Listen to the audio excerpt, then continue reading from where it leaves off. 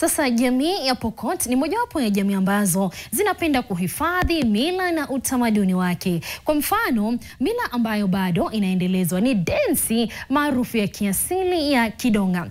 Kidonga ni densi ambayo huvutia wazee, akina mama na hata vijana ambao huruka juu kwa ujasiri, kufurahisha mwili na kufanisha amani. Densi hii ni mbinu ya kufanya wanaocheza kupata wapenzi na hata kuoana hata kama hawakuwa wanajuana kabla ya Kidonga. Mwandishi wetu Oscar Kakai anasimulia. Katika eneo la Tapach katika kaunti ya Pokot Magharibi ambapo nimetembelea kikundi cha wacheza denzi wa kiasili ali maarufu Kidonga. Kidonga ni denzi ya jamii ya Pokot ambayo huvutia kina mama na wazee.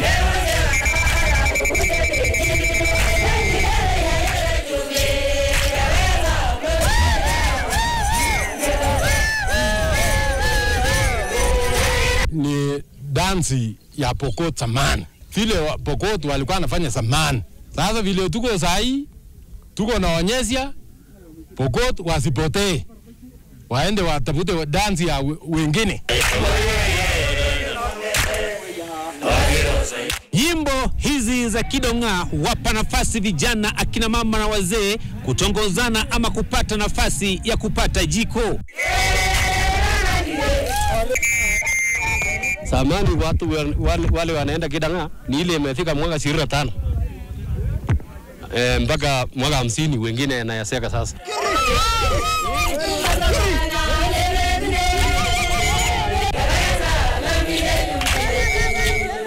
Denzi hii ya Kidonga huwapa fursa vijana ambao ni wavulana na wasichana kuweza kuoana, ambapo yule ambayo hucheza denzi vizuri ama kuimba vizuri huwa na fursa kubwa ama nafasi kubwa ya kupata jiko kwa haraka.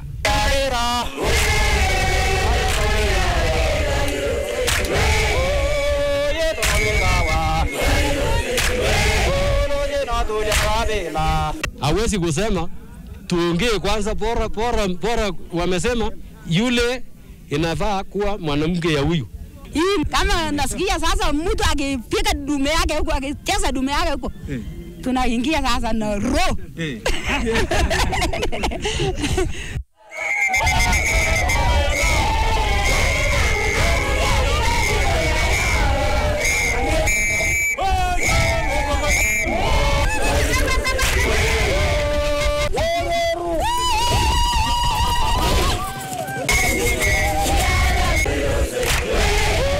Nyimbo hizi za Kidonga huunganisha kizazi cha kisasa na kile cha zamani, ambapo vijana hupata fursa ya kuongea na mababu zao. Vile vile nyimbo hizi zinapoimbwa ni kama vijana wako pamoja na mababu zao.